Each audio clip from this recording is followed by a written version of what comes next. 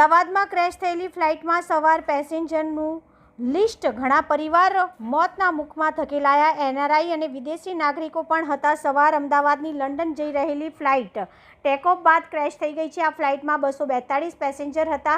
આ તમામ પેસેન્જરના નામની યાદી આવી છે, જેમાં વિજય રૂપાણીનું નામ પણ સામેલ છે। મળેલી જાણકારી પ્રમાણે દુર્ઘટના પહેલાં ફ્લાઇટ ઊંચાઈ 625 ફૂટ નોંધાઈ હતી। એ સમયે ફ્લાઇટમાં 322 કિલોમીટર પ્રતિ કલાકની ઝડપે ઉડી રહી હતી। પછી અચાનક જ ફ્લાઇટની ઊંચાઈ ઘટવા લાગી અને ધડાકાભેર તૂટી પડી। ફ્લાઇટ ટેકઓફ થયા પછી તરત જ પાયલટે એટીસીને મેડે કોલ આપ્યો હતો, એટલે કે પાયલોટને સૌથી મોટા ખતરાનો અંદાજો આવી ગયો હતો। જો કે એટીસી આ બાબતે કોઈ જવાબ આપે પહેલાં જ ફ્લાઇટ 475 ફૂટ પ્રતિ મીટરની ઝડપે નીચે આવવા લાગી, એટલે ગણતરીની સેકન્ડોમાં જ સેંકડો લોકો મોતના મુખમાં ધકેલાઈ ગયા।